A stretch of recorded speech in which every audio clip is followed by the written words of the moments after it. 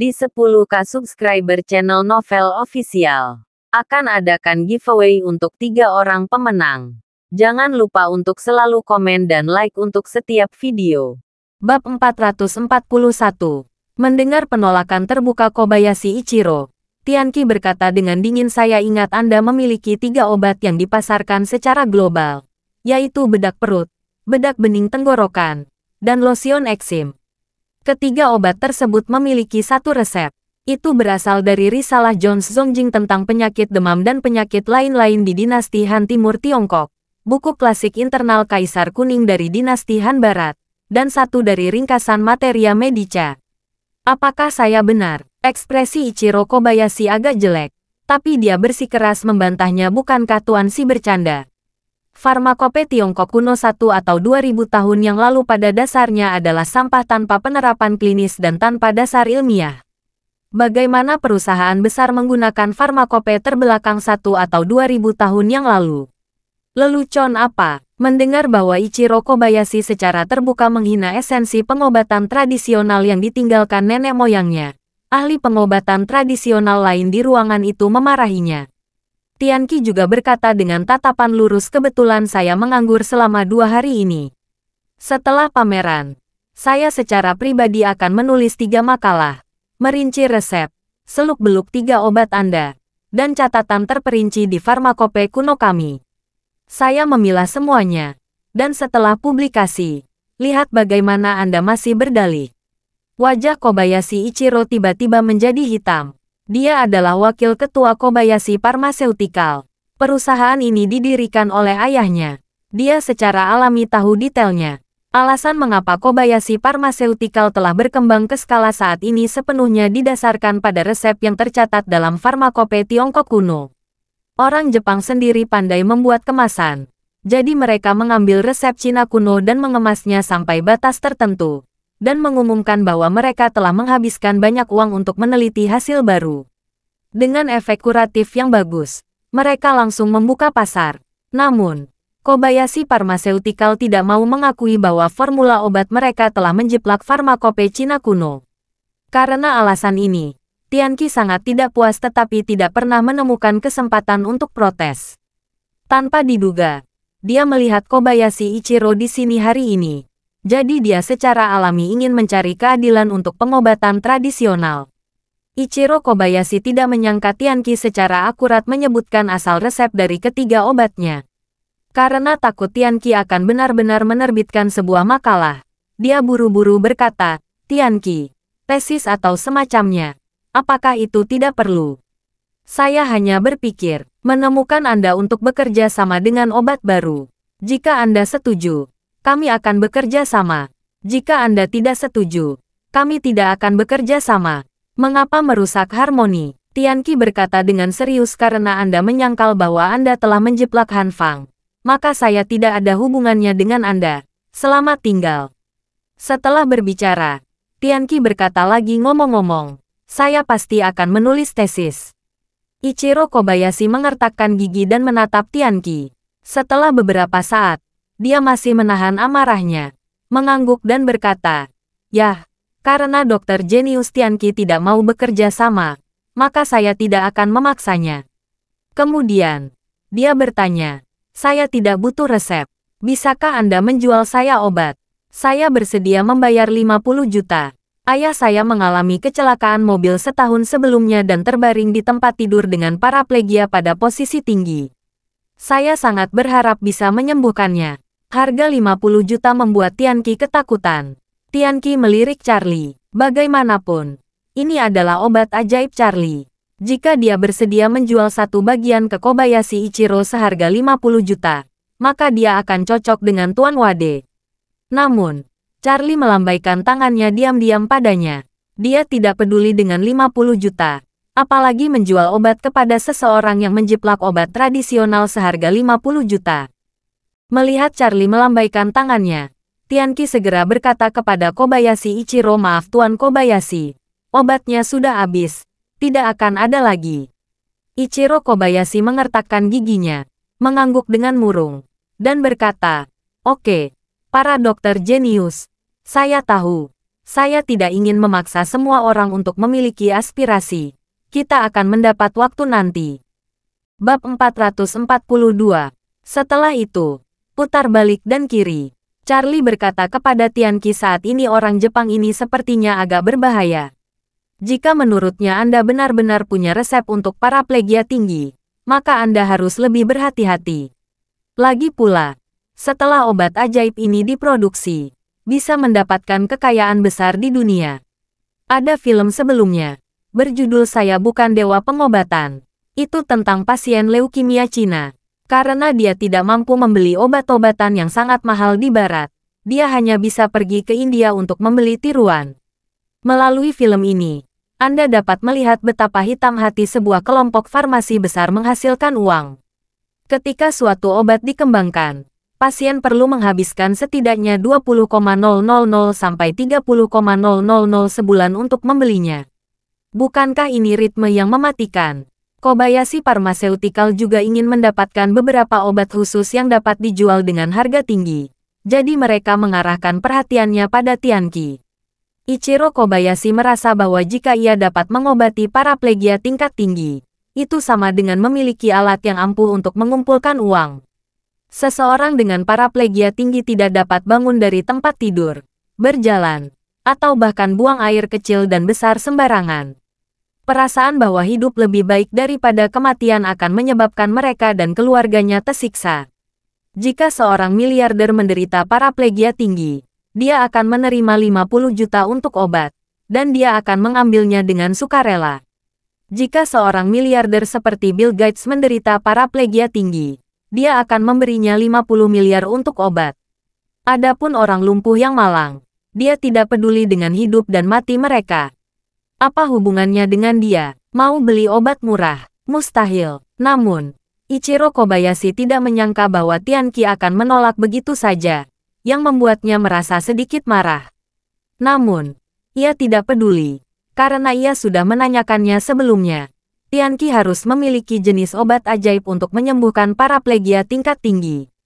Saya hanya perlu menemukan cara untuk mendapatkan obat ajaib, dan kemudian membawanya kembali ke Jepang. Biarlah apoteker perusahaan mempelajari ramuan dalam obat ajaib, dan itu harus segera ditiru. Tianqi juga tahu apa yang dipikirkan Kobayashi Ichiro. Dalam menghadapi keuntungan yang begitu besar, orang ini tidak akan pernah menyerah begitu saja, dan pasti akan mencari cara lain. Jadi dia berkata kepada Charlie Mer, "Wade, yakinlah, saya akan berhati-hati." Charlie berkata dengan sungguh-sungguh, "Tidak ada gunanya berhati-hati. Anda harus memahami kebenaran bahwa setiap orang tidak bersalah dan bersalah." Tianqi buru-buru bertanya, "Tuan, Wade, apa yang harus saya lakukan? Obat yang kamu berikan nanti juga dibawa ke tubuhku. Jika mereka direnggut, maka..." Charlie sedikit tersenyum dan berkata, "Aku akan membuatkan beberapa pil untukmu untuk sementara nanti. Anda membawanya bersama Anda. Jika seseorang merebutnya, berikan dia pilnya." Dalam ingatan Charlie, pil semacam itu sebenarnya sejenis racun. Pasien akan sembuh total dalam waktu singkat setelah meminumnya. Tetapi itu hanya palsu. Segera setelah itu, dia akan menghabiskan energi terakhir dari seluruh tubuhnya dan mati mendadak. Ayah Kobayashi Ichiro ini tidak tahu apakah dia benar-benar lumpuh, tetapi dia bisa menyiapkan satu set untuknya. Jika dia benar-benar berkomplot melawan obat ajaib ini, maka dia akan kurang beruntung. Bab 443. Memurnikan pil semacam itu tidaklah sulit. Hanya beberapa bahan obat yang lebih umum. Sebelum pelelangan dimulai segera sebelum pelelangan ginseng ungu pamungkas, Charlie menemukan Qin Gang dan memberinya selusin bahan obat. Qin Gang segera pergi membantunya mengumpulkan materi. Kemudian, Charlie pergi ke ruang tunggu yang disewa oleh Qin Gang dan memurnikan 4 pil semacam itu sendirian. Karena obat tradisional semuanya ramuan jamu Cina, maka setelah direbus, apapun resepnya atau betapa berbedanya, kuah setelah direbus berwarna coklat tua. Hal yang sama berlaku untuk pil. Kali ini, warna pil ini hampir sama dengan obat ajaib sebelumnya. Dan Charlie sengaja membuat ukurannya sama dengan obat ajaib sebelumnya, dan tidak ada perbedaan sama sekali. Kemudian, dia datang ke tempat pelelangan, Dan sementara semua orang tidak memperhatikan, dia memberi Tianqi 4 pil, dan kemudian mengambil kembali setengah dari obat ajaib dari Tianqi dan membawanya untuk menyimpannya. Setelah melakukan semua ini, pelelangan baru memasuki tahap penawaran untuk ginseng ungu terbaik. Segera, pembawa acara melangkah ke atas panggung dan berkata selanjutnya, kami akan mulai menawar bahan obat terakhir kami, ginseng ungu berusia 300 tahun. Sebelum kita memulai penawaran, dokter jenius terkenal Tianqi Xi akan datang untuk menilai secara pribadi ginseng ungu yang luar biasa ini. Sebelum Tianqi datang, dia berjanji kepada penyelenggara bahwa dia akan menilai ginseng ungu yang luar biasa ini di tempat. Jadi dia berjalan ke tengah dan mengambil ginseng ungu yang luar biasa dari tangan nyonya rumah. Setelah identifikasi yang cermat, dia membuka mulutnya dan berkata setiap orang, menurut pendapat si yang rendah hati, umur sebenarnya dari ginseng ungu yang luar biasa ini harus sekitar 350 tahun atau bahkan lebih tinggi. Bisa dikatakan yang terbaik di antara yang terbaik. Yakinlah. Semua orang yang hadir berseru. Mereka mengira itu berumur 300 tahun. Tetapi mereka tidak mengira itu berumur lebih dari 350 tahun. Ini benar-benar menakjubkan. Charlie tidak bisa membantu tetapi melihat Tianqi dengan kekaguman. Dia tidak menyangka bahwa dia juga bisa melihat usia sebenarnya dari ginseng ungu kualitas terbaik ini. Dan sepertinya dia memiliki pengetahuan medis Tiongkok yang kuat. Saat ini, pembawa acara tersenyum dan berkata Tuan, Xi mempelajari zaman kuno dan modern dan merupakan seorang bijak Bukit Aurus yang terkenal. Beberapa hari yang lalu, dia menyembuhkan seorang pasien dengan paraplegia tinggi dan menciptakan keajaiban medis. Saya pikir semua orang telah mendengarnya. Jadi dengan pendapat penilaian Tianqi, setiap orang dapat mengistirahatkan 10,000 hati pada ginseng ungu yang luar biasa ini. Ketika Tianqi kembali ke kursinya, perubahan suara tiba-tiba terlintas di benaknya Tuan Tuasi. Paraplegia tinggi adalah penyakit mematikan yang tidak dapat disembuhkan dengan pengobatan Tiongkok atau Barat. Bagaimana Anda menyembuhkannya? Mengapa saya tidak percaya bahwa Anda benar-benar dapat menyembuhkannya? Katakan padaku, apakah kucing buta itu bertemu dengan tikus mati? Tianqi melihat ke tempat suara itu dibuat. Setelah dia bisa melihat siapa itu, dia tersenyum dan berkata, Bruce, kamu tidak menunggu klinik medis China. Apa yang kamu lakukan di sini? Tuan pengobatan tradisional. Ketika mereka mendengar nama ini, orang-orang di sekitar terkejut. Tuan pengobatan tradisional ini disebut dokter kekaisaran kontemporer. Dia adalah wakil dari pengobatan tradisional tingkat tertinggi di Tiongkok. Bruce tertawa saat ini, dan berkata, saya datang untuk melihat apakah Anda memiliki kemampuan. Penyebarannya terlalu misterius. Saya tidak percaya. Tianqi tersenyum sedikit dan berkata, ini benar-benar hanya rumor. Kamu tidak perlu mempercayainya. Bruce tercengang. Bukankah menyangka Tianqi begitu rendah hati? Dia pikir dia akan lebih nyata, tetapi dia akan menyangkalnya secara langsung, yang membuatnya tiba-tiba bertanya-tanya harus berkata apa. Saat ini, tuan rumah membuka mulutnya dan berkata selanjutnya, kami akan mulai menawar ginseng ungu berusia 300 tahun ini. Harga awalnya 5 juta, dan kenaikan harga tidak boleh kurang dari 1 juta. Sekarang semua orang bisa muncul.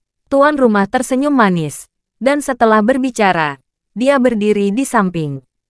Bab 444. Barena Wei tahu bahwa jika ginseng ungu premium ditawar, harganya mungkin 20 hingga 30 juta. Jadi dia hanya menggandakannya dan menakuti orang lain, sehingga dia bahkan mungkin mencuri ayam. 11 juta. Seorang pria parubaya di pengadilan juga mengangkat plakat dan berteriak. Barena Wei menatap pria itu dengan jijik. Lalu mengangkat plakatnya lagi 15 juta. 16 juta. Seseorang berbicara lagi. 25 juta. Barena Wei mengangkat kartunya. Dia membantu Fredman berpartisipasi dalam pelelangan kali ini. Dan tawarannya juga akan ditanggung oleh Fredman. Jadi dia tidak merasa tertekan sama sekali. Harga 25 juta membuat banyak orang berpikir untuk menyerah. Meskipun ginseng ungu terbaik bagus. Efek satu tanaman terbatas. 25 juta sudah dengan harga yang sangat mahal. Namun, pada saat ini, seseorang di tempat kejadian tiba-tiba berteriak saya akan membayar 30 juta. Semua orang buru-buru melihat sekeliling, hanya untuk menemukan bahwa penawar ternyata adalah Charlie yang duduk di sebelah Tianqi. Barena Wei dan Fredman tidak menyangka Charlie akan merampok mereka kali ini, jadi keduanya saling bertukar pandang. Fredman langsung mengambil tanda di tangan Barena Wei, mengangkatnya dan berkata, 40 juta. Fredman tahu betul bahwa Charlie sangat sulit dihadapi. Begitu dia memakannya, harganya tidak akan diketahui. Terlebih lagi, pria ini tidak bisa membelinya pada pandangan pertama. Dia harus tahu bahwa dia membutuhkan ginseng ungu yang luar biasa ini untuk mendapatkan kembali kejayaannya. Jadi dia sengaja membuat masalah dengan dirinya sendiri dan ingin menaikkan harga untuk membuatnya jijik. Karena itu, dia berencana memanggil 40 juta dalam satu langkah, sehingga Charlie tidak berani mengikutinya. Namun, Charlie mengangkat plakatnya lagi saat ini dan berkata dengan ringan 50 juta. Di sakunya, ada cek senilai 100 juta dari Warnia terakhir kali. Terakhir kali dia memberikan cek ini kepada ibu mertuanya Elaine secara tidak sengaja, dan itu hampir menyebabkan malapetaka. Dia sangat kesal dengan cek tersebut. Dia sedang berpikir untuk menemukan kesempatan untuk membelanjakannya. Jadi dia melakukannya hari ini. Bersiaplah. Gunakan cek 100 juta ini untuk menawar ginseng ungu yang luar biasa ini. Lagi pula, selain cek 100 juta ini, ada uang di kartu. Di matanya, cek ini hanyalah selembar kertas bekas yang dia tidak tahu bagaimana menanganinya. Ini akhirnya berguna hari ini. Mendengar panggilan Charlie untuk 50 juta, Fredman mati karena marah. Dia mengertakkan gigi dan berkata kepada Barena Wei sampah yang mengerikan ini. Dengan sengaja ingin melawanku. 50 juta. Aneh dia bisa mendapatkannya. Barena Wei juga mengangguk dan mengutuk. Anak ini benar-benar sup yang buruk. Ginseng ungu kualitas super ini sebenarnya sekitar 20 juta. Dan 50 juta untuk membelinya benar-benar sia-sia. Bisa dibilang bodoh. Fredman mengertakkan gigi dan berkata sial. Aku akan memanggilnya untuk melihat. Aku tidak sabar untuk masalah ini dengan tubuhku. Setelah berbicara, dia mengangkat tanda itu dan berteriak dengan suara dingin, saya akan membayar 60 juta. Apakah menurutnya, Charlie masih berani menelepon 60 juta? Tanpa diduga, Charlie langsung mengangkat plakatnya, saya akan memberikan 80 juta. Fredman tiba-tiba meledak dan berdiri dan bertanya dengan keras. Apa yang Anda maksud dengan itu? Apa-apaan dia? Ini 80 juta. Dapatkah Anda membeli uang sebanyak itu? Charlie berkata sambil tersenyum. Cucuku, jangan khawatir. Kakek mampu membelinya. Bab 445. Banyak orang di tempat kejadian tahu bahwa Fredman telah berlutut sebelum memanggil ayah Charlie dan kakek Charlie. Jadi ketika mereka mendengar ini, mereka tiba-tiba tertawa. Fredman tidak bisa menahan wajahnya, mengertakkan gigi, dan berkata, oke. Anda memiliki benih. Saya akan memberikan 90 juta. Barena Wei menarik lengan bajunya ke sampingnya dan berkata, Fredman, 90 juta terlalu mahal. Benda ini tidak terlalu berharga. Jangan impulsif dan jatuh cinta pada BA Keong Start itu. 90 juta untuk membeli ginseng. Kecuali ribuan tahun produk super premium. Tidak ada ginseng yang bernilai uang sebanyak itu. Meskipun Fredman kaya, dia bukanlah orang yang mewah. Tidur Wendy hanya menghabiskan 15 juta dan memintanya menghabiskan 90 juta untuk membeli ginseng, yang sebenarnya sedikit lebih unggul. Namun, apa yang dia pikirkan saat ini adalah dia harus menyembuhkan dirinya sendiri. Setelah beberapa hari, dia tidak merasa di sana, hampir seperti tidak ada apa-apa. Jika ini terus berlanjut, dia akan kehilangan harapan dalam hidup. Jadi, dia mengambil keputusan di dalam hatinya dan memberikan 90 juta, tidak lebih. Pada saat ini, Charlie dengan lemah mengangkat tanda dan berkata saya akan memberikan 100 juta. Fredman segera menggigil karena marah, dan mengutuk. Apa yang ingin kamu lakukan dengan sampah ini? Mungkin hal baik yang menggangguku. Charlie tersenyum tipis dan berkata, saya menyukai ginseng ungu ini.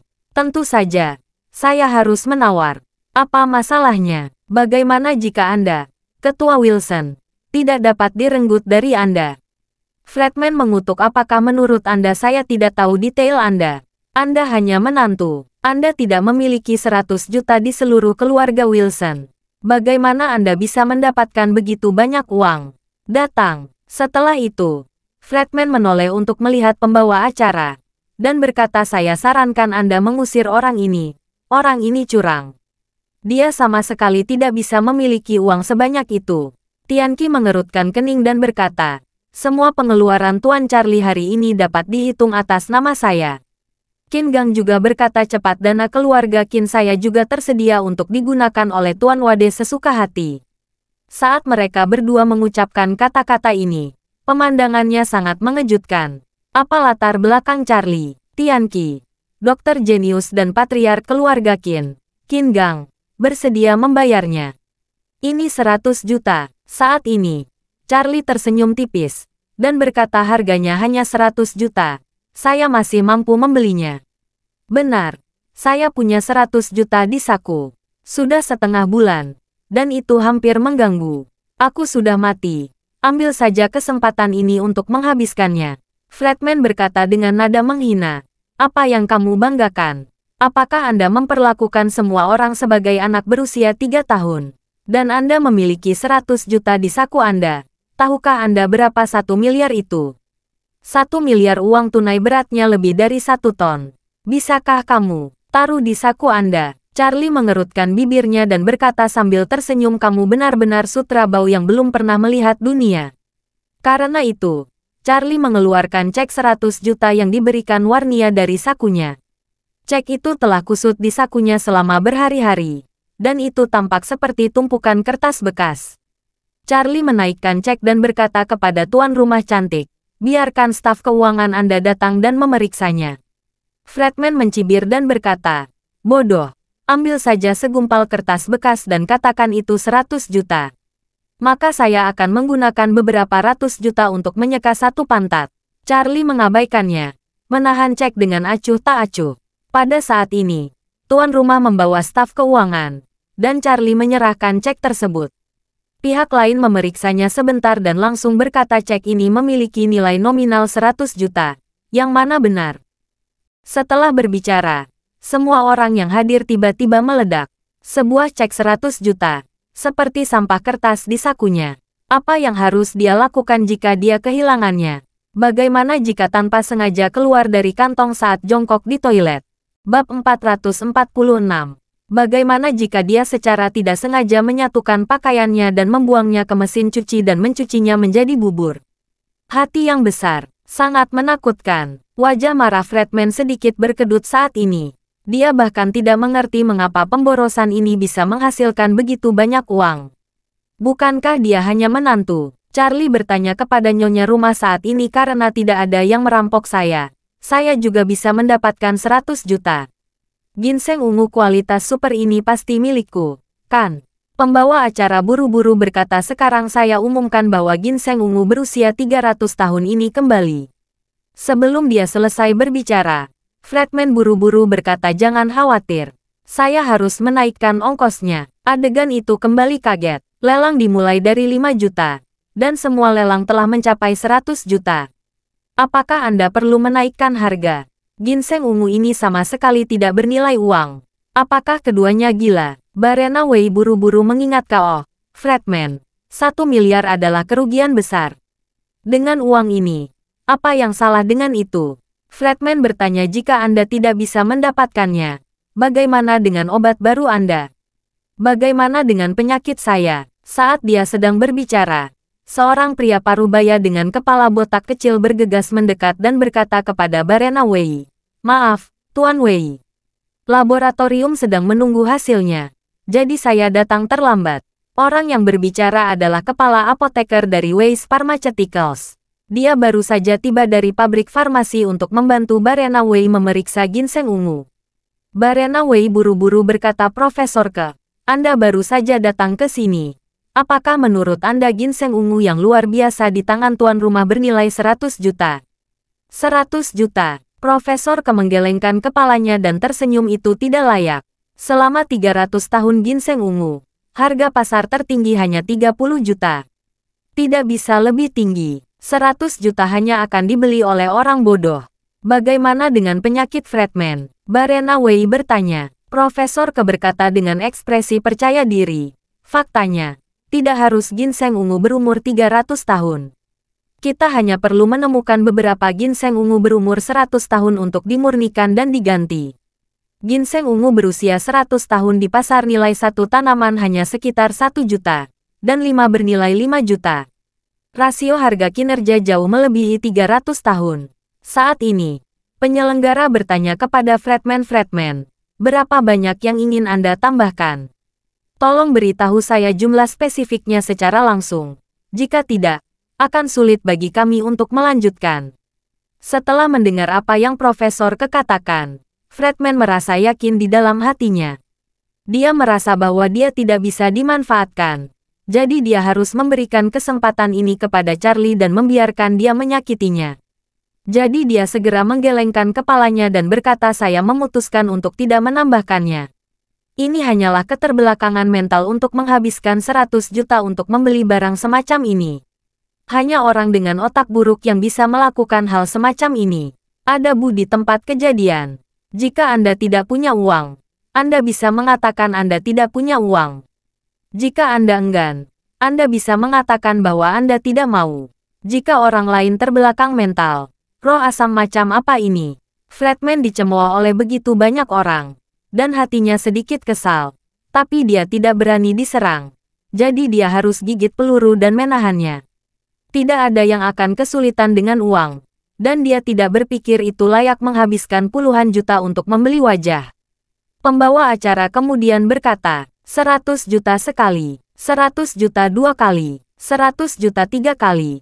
Selamat untuk Charlie. Transaksinya. Charlie mengangguk puas, memandang Fredman, dan berkata sambil tersenyum, mengirimi Anda pengingat yang ramah bahwa Anda tidak dapat menyembuhkan penyakit itu dengan obat apapun. Jadi saya menyarankan Anda untuk tidak menyia-nyiakan usaha Anda. Bab 447. Semua orang memandang Fredman bersama. Fredman merasa malu dan kesal dan dikutuk, kamu S3 dan seluruh keluargamu S3. Sudah kubilang, aku sangat baik. Charlie tersenyum tipis, siapa yang tidak bisa menggunakannya? Siapa yang tahu dalam hatinya bahwa tempat yang sulit itu tidak sulit? Apa gunanya mulut telanjang? Semua orang menertawakan Fredman. Mungkinkah Ketua Wilson yang terkenal ini benar-benar kehilangan kekuatan prianya? Tampaknya sama saja. Jika tidak, mengapa dia harus menawar ginseng ungu premium? Dan juga bercampur dengan Barena Wei dari keluarga Wei. Mereka yang ada di sini hari ini adalah semua orang dari bidang TCM. Semua orang tahu bahwa keluarga Wei sedang mempelajari obat baru yang dapat memperkuat kejantanan pria dan sangat memulihkan kemampuan pria. Tampaknya Fredman dan Barena Wei bercampur, dan mereka ingin menjadi orang pertama yang menguji narkoba. Fredman mengertakkan giginya dengan marah, dan berseru, kamu, jangan meludahi orang di sini. Saya sangat mampu. Dia telah memberikan selirnya sendiri. Dan di sini dia mengatakan dia memiliki kemampuan yang kuat. Jika dia benar-benar mampu, apakah dia perlu memberikannya? Fredman tersipu. Dan berkata dengan kesal, kamu, apa yang kamu bicarakan? Wendy juga bertanya dengan marah, Charlie, kenapa kau merusak kepolosan orang tanpa alasan? Charlie mencibir saat melihat mereka berdua tampak cemas dan bejat. Dia terlalu malas untuk bertengkar dengan mereka. Dia mengambil ginseng ungu terbaik langsung dari tuan rumah dan berkata kepada Tianqi dan Qin Gang, oke, tidak ada yang menarik bagi saya di sini. Ayo pergi. Setelah berbicara, Charlie bangkit dan berjalan keluar. Tianqi dan Qin Gang buru-buru berkata, Tuan, Wade, kami akan mengirimmu pergi. Tidak dibutuhkan. Charlie melambaikan tangannya dan berkata, aku bisa pergi sendiri. Anda bisa tinggal dan bersosialisasi dengan semua orang.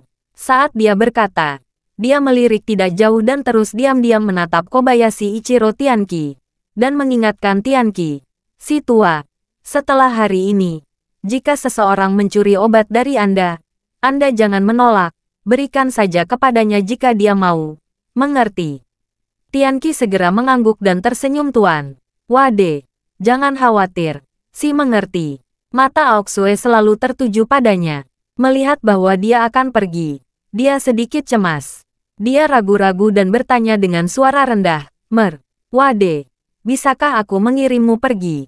Ketika Aoksue pertama kali datang, Charlie melihat bahwa dia memiliki sesuatu dalam pikirannya dan bahwa dia ingin mengatakan sesuatu padanya. Melihat bahwa dia akhirnya memiliki keberanian untuk mengatakannya, dia mengangguk dan berkata, "Oke, ikut aku." Aoksue memandang Charlie dengan penuh rasa terima kasih, dan berkata dengan hormat, "Wade, kumohon." Aoksue dengan hormat menemani Charlie ke pintu. Charlie memandang Aoksue yang ragu-ragu untuk berbicara, dan bertanya, "Aoksue, sejujurnya, apakah Anda sedang memikirkan sesuatu?" Aoksue menggigit bibir bawahnya dan berkata dengan malu-malu, "Wade, Anda bisa melihat semuanya." Bab 448. Hampir tertulis di wajahku. Apa kau bisa melihatnya? Charlie tersenyum sedikit dan berkata, "Jika Anda menemui kesulitan, sama-sama, beritahu saya." Aoksue tanpa sadar menyentuh wajahnya, merasakan pipinya panas. Meskipun dia awalnya adalah wanita yang gagah berani, ceria, dan murah hati, dia selalu pemalu di depan Charlie. Jadi dia menenangkan pikirannya, dan kemudian berkata dengan serius, "Tuan Wade, aku punya sesuatu, dan aku ingin meminta bantuanmu."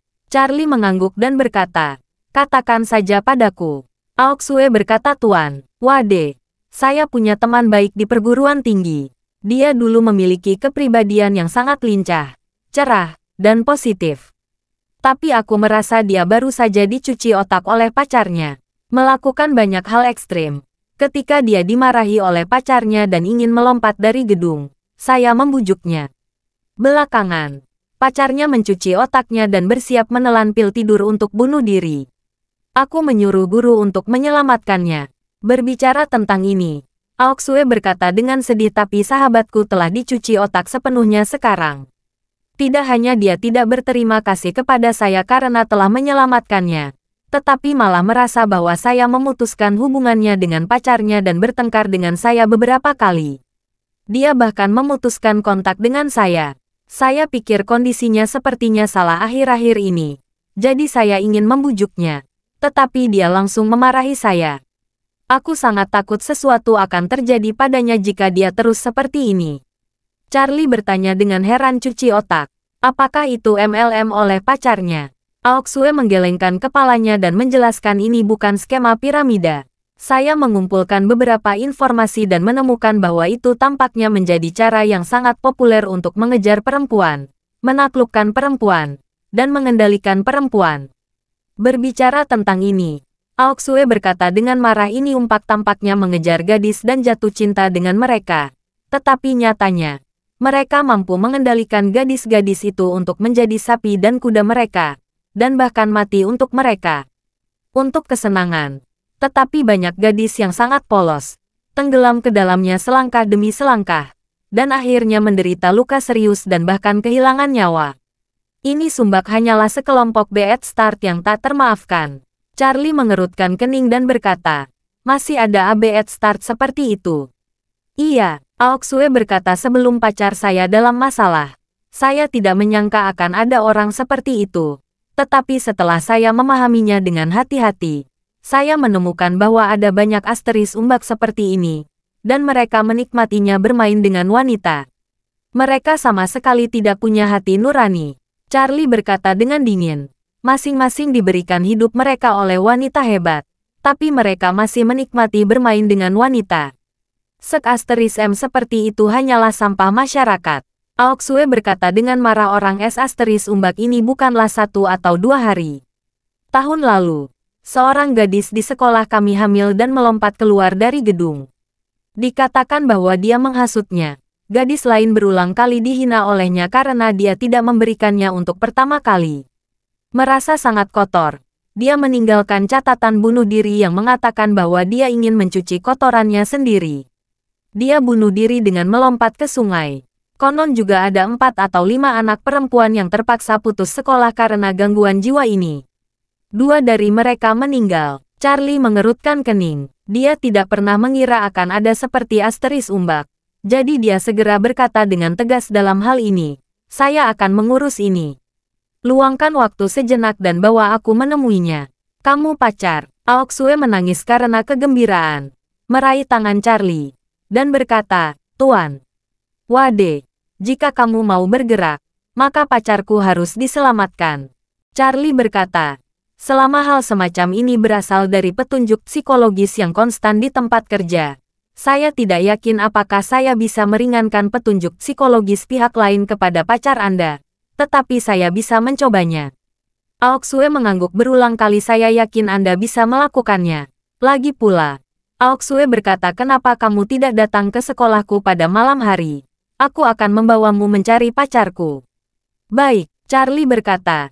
Jika saya bisa, saya ingin melihat S** Umbak yang bermain dengan pacar Anda. Apakah dia dari sekolahmu juga? Iya, Aoksue berkata, dia adalah rumput sekolah di sekolah kita. Dia memiliki reputasi yang bagus di sekolah. Dia tampan, kaya akan keluarga, dan bisa membujuk gadis-gadis. Begitu banyak gadis menyukainya. Dan karena itu, dia bisa terus memanjakan gadis-gadis kecil. Charlie mencibir dan berkata, oke, sebagai asteris umbak yang suka memberi petunjuk psikologis kepada orang, saya ingin bertemu dengannya sebentar, dan biar dia yang merasakan apa yang dimaksud dengan memperlakukan tubuhnya dengan caranya sendiri. Bab 449. Charlie membuat janji dengan Aoksue, dan bertemu di Aurus Hill School of Finance and Economics tempat dia belajar di malam hari, dan kemudian kembali ke rumah dengan ginseng ungu berusia 300 tahun. Dalam perjalanan, Charlie menelepon Mer Orvel dan Isaac masing-masing, memberitahu mereka bahwa seseorang mempengaruhi obat Tianqi. Jadi mereka meminta mereka untuk mengirim seseorang untuk melindungi Tianqi secara diam-diam sambil diam-diam menatap Kobayashi Ichiro. Isaac telah berada di Aurus Hill selama bertahun-tahun dan memiliki pengaruh besar. Jadi Charlie meminta untuk mengatur penjaga rahasia langsung di bandara dan mengamati di Ichiro Kobayashi, tidak mengizinkannya meninggalkan Aurus Hill dengan santai. Dia tahu bahwa Kobayashi Pharmaceutical berencana mengambil obat ajaib dari Tianqi dan kembali ke Jepang untuk mempelajari ramuannya. Oleh karena itu, dia akan menggali lubang besar untuk Kobayashi Ichiro. Pada saat ini, Ichiro Kobayashi tidak tahu bahwa Charlie telah membuat jaring besar yang tak terlihat, yang menutupi bagian dalamnya dengan kuat. Sore harinya, Charlie datang ke Aurus Hill College of Finance and Economics sesuai jadwal. Dan Aoksue sudah menunggunya di luar gerbang sekolah. Melihat dia datang, Aoksue buru-buru melangkah maju dan berkata dengan cemas, menyeberang, teman saya sepertinya melompat dari gedung. Silakan ikut dengan saya dan lihatlah. Charlie buru-buru bertanya bagaimana masalahnya. Aoksue berkata setelah makan malam di kafetaria, saya diam-diam mengawasinya. Es Umbak memarahinya lagi, menamparnya dan pergi. Sahabatku menangis dan berkeliaran di tepi danau buatan. Setelah sekian lama, saya khawatir dia tidak bisa berasumsi. Dan beberapa teman sekelas mengamatinya secara diam-diam. Charlie mengangguk dan berkata, seharusnya tidak terlambat. Cepat bawa aku ke sana. Sebelum datang, Charlie menggunakan ponselnya untuk memeriksa apa yang dikatakan Aoksue. Ini termasuk seni memukul lingkaran es * umbak. Dan sekarang telah berkembang ke titik di mana ia sedikit cacat dan tidak normal. Kelompok orang ini senang bermain dengan dan menyakiti wanita, dan tenggelam di dalamnya serta menikmatinya. Banyak gadis yang bingung dengan mereka, dan mudah untuk melakukan hal-hal yang menyakiti mereka, dan beberapa bahkan mengorbankan nyawa mereka. Jadi Charlie juga sangat ingin marah, hanya berpikir untuk melihat gadis itu dulu untuk melihat apa yang terjadi padanya. Aurus Hill University of Finance and Economics sangat terkenal dan berada di peringkat 3 besar universitas keuangan dan ekonomi di negara ini. Sekolah meliputi area yang luas dengan pemandangan yang indah, dan terdapat danau buatan yang sangat besar di dalamnya. Aoksue membawa Charlie ke danau buatan, seorang gadis yang bersembunyi di kegelapan dan berkata kepada Aoksue, "Aoksue, kamu bisa kembali." Liu Yue sudah lama berkeliaran di tepi danau. Aku sangat takut padanya. Dia bisa melompat secara impulsif. Aoksue buru-buru bertanya, di mana dia sekarang? Gadis itu menunjuk ke bayangan gelap di dekat danau buatan dan berkata, dia di sana. Begitu Charlie menoleh, dia melihat bayangan gelap itu tiba-tiba melompat ke danau dengan bunyi gedebuk. Beberapa gadis berteriak ketakutan, Charlie menggali tanpa mengucapkan kata pun. Terjun ke danau. Dan menggendong gadis yang akan tenggelam. Gadis itu mengemis mati dan tiba-tiba merasa bahwa dia digendong oleh seseorang dan didorong ke permukaan udara. Dia menangis dan berteriak, "Jangan selamatkan aku. Biarkan aku mati. Aku tidak suci. Aku tidak bersih. Aku minta maaf Wookie. Aku minta maaf atas cintanya aku." Bab 450. Charlie menyeretnya ke pantai sambil berteriak dingin orang tua yang tubuhnya dipengaruhi oleh rambut dan kulit. "Apakah kamu layak untuk orang tuamu karena menyakiti tubuhmu karena asteris umbak?" Gadis itu meratap, "Tolong biarkan aku mati. Seorang gadis kotor seperti saya tidak memiliki wajah untuk melihat orang tua saya. Mereka malu karena aku masih hidup. Hanya dengan mati aku bisa membebaskan mereka." Charlie menyeretnya ke pantai dengan mudah, melemparkannya ke rumput di pantai, mengarahkan hidungnya dan berkata dengan marah, "Demen. Anda hidup tidak hanya untuk diri Anda sendiri tetapi juga untuk orang tua Anda. Mereka bekerja sangat keras. Mereka mengasuh Anda hingga dewasa, membiarkan Anda tumbuh, dan memberi Anda pendidikan. Mereka tidak ingin Anda melompat ke danau untuk bunuh diri sebagai umbak. Mereka ingin Anda tumbuh, menjadi pilar bakat, berkontribusi untuk negara dan masyarakat." Beberapa gadis juga menangis sekitar saat ini, dan membujuk Yue Sheng. "Kenapa kamu begitu bodoh? Apa menurutmu ada gunanya menyakiti dirimu sendiri karena es asteris umbak itu?" Gadis bernama Liu Yue itu hancur dan menangis dan terus berkata, "Saya sangat kotor. Maaf. Jika saya tidak mati, dia akan disiksa juga. Saya tidak ingin dia disiksa. Saya ingin dia menjadi bahagia." Charlie tidak bisa membantu tetapi mengerutkan kening. Sepertinya gadis bernama Yue Sheng ini telah dicuci otak oleh pihak lain dengan cukup serius. Jadi dia segera berkata kepada gadis-gadis lain, "Kamu pergi ke satu sisi dulu, dan aku akan melakukan obrolan pribadi dengannya." Gadis-gadis lain sedikit ragu-ragu. Aoxue menatapnya dengan mata besar penuh kekaguman, dan berkata kepada teman sekelas di sekitar, "Ayo pergi ke samping dan biarkan Brother Wade membujuknya." Melihat Aoxue berkata demikian, yang lain mengangguk, dan beberapa dari mereka mundur jauh. Yue Sheng sedang duduk basah di tanah berlumpur di pantai saat ini, bergumam, "Biarkan aku mati. Wanita kotor sepertiku tidak pantas untuk hidup. Aku ingin menggunakan kematian untuk membuktikan bahwa perasaanku padanya benar. Ya, saya ingin membuktikan dengan kematian bahwa saya sangat mencintainya." Charlie bisa melihat bahwa pemikiran Yue Sheng saat ini sedang kacau. Seseorang pasti telah berulang kali menanamkan sugesti psikologis semacam ini bahwa dia kotor dan dia harus mati. Seiring waktu, dia sendiri akan sangat percaya bahwa dia kotor dan pantas mati. Saran psikologis semacam ini membutuhkan setidaknya setengah tahun untuk diperdalam, berfermentasi, dan berkembang biak secara terus-menerus. Dengan kata lain, es asteris umbak itu telah mencuci otaknya setidaknya selama setengah tahun untuk membiarkannya mati. Jadi Charlie segera berpikir bahwa ada juga teknik hipnotis psikologis yang kuat dalam 9 kitab suci surga yang mendalam. Jadi dia mengumpulkan beberapa energi spiritual di tubuhnya ke ujung jarinya, mengangguk ringan dahi Yue Sheng, dan berkata, "Yue Sheng, lihat, ikuti aku." Yue Sheng langsung menatapnya seolah sedang dikutuk. Charlie bertanya, "Katakan padaku, apa yang terjadi?" Yue Sheng berkata dengan bodoh, "Saya berbicara dengan seorang pacar ketika saya masih mahasiswa baru dan memberinya tubuh saya secara impulsif. Kemudian saya bertemu Wookie. Dia telah mengejarku. Aku juga sangat menyukainya.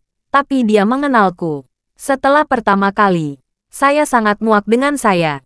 Setiap kali dia berhubungan dengan saya, dia akan memukuli saya, memarahi saya, menyebut saya kotor, mengatakan bahwa dia kasihan pada saya." Charlie mengangguk, dan berkata dengan nada yang sangat agung, "Yue Sheng, apa yang akan saya katakan selanjutnya?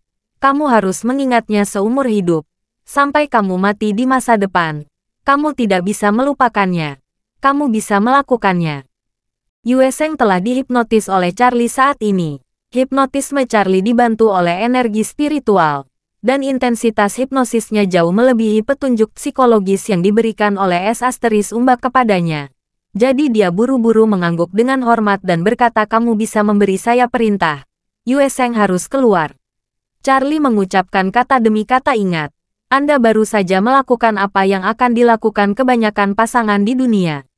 Ini adalah pilihanmu sendiri. Itu tidak ada hubungannya dengan kotoran. Dan hidup Anda adalah yang paling berharga di dunia. Bukan hanya milikmu, tetapi juga milik orang tuamu dan semua orang yang benar-benar mencintaimu. Orang yang benar-benar mencintaimu tidak akan pernah membujukmu untuk menyerahkan hidupmu. Jadi kamu harus menghargai hidupmu di masa depan. Menjauh dari S**UMBAX. Dan berbakti kepada orang tuamu dan berkontribusi pada masyarakat. Mengerti? Terima kasih sudah mendengarkan cerita novel Pesona Pujaan Hati. Sampai jumpa di novel selanjutnya.